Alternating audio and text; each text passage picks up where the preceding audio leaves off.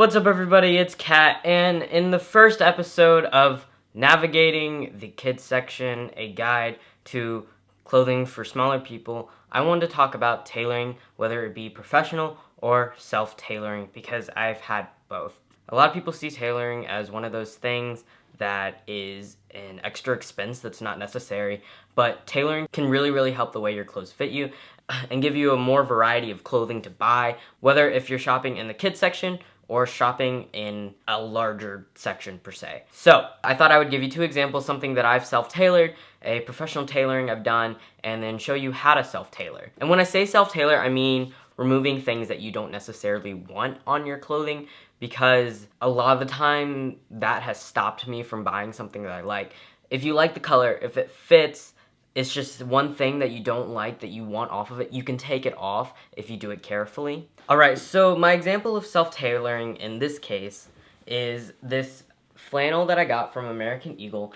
I love it. I love the color. It fits well. The only problem with it when I first bought it is there were two pockets.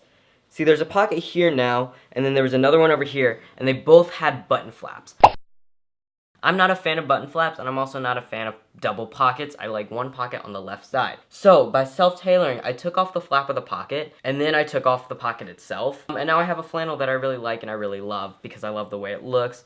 The only problem is, if you look closely, I didn't do a good job, and I have a little stitching error right here. But, you know, it's okay. After you do self-tailoring, though, you should wash it to get out the bumps of where it was originally. Self-tailoring is also a good thing to have if you want to take labels off clothing. I've had a couple of Abercrombie jackets that I really like and fit well, but after the whole spiel about fat shaming and everything that they went through, I didn't want to be wearing their brand, so I took off the outer labels. Final thing on self-tailoring, I thought I would show you because I have a pair of pants that I just bought. The way a piece of clothing looks should not stop you from buying it if it's something you can take off. The thing I don't like on these pants are these extra belt loops right here. I don't see that they're necessary and they look kind of stupid, so I'm gonna be taking those off. All you need for this is an X-Acto knife. I use a pen sometimes to pull it out, but X-Acto knife works just fine. Alright, so this is the belt loop that I want to take off because I think it's unnecessary. If you look at the stitching, it's pretty easy to see. The way to start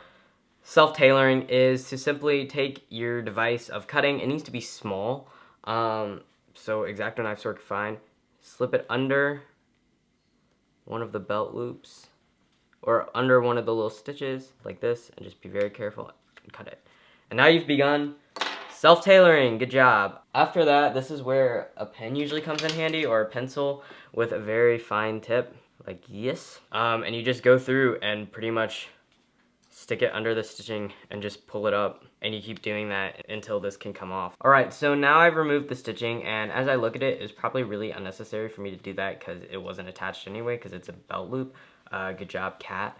Anyway, corners and stuff are the worst part. In this situation, you're gonna need to look in the back. You'll see where the stitching is attached to the pant. You need to very carefully go in and snip that, and then you can continue with your removal of whatever you're removing. This is also where the most problems can occur.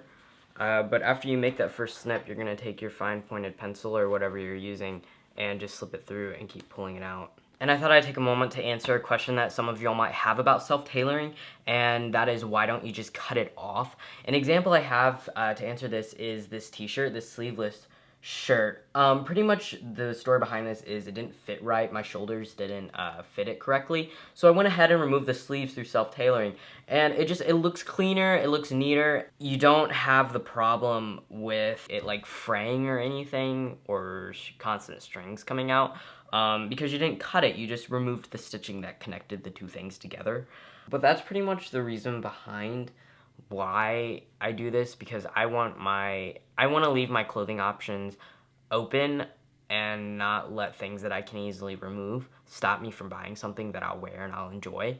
Because after I remove these belt loops, here I'll have a nice pair of pants that fit in a color I like, and that's why you buy clothes. But that's it for episode 1. Let me know what you think about this. I promise the episodes will get a lot more interesting. I'll see you soon. Bye.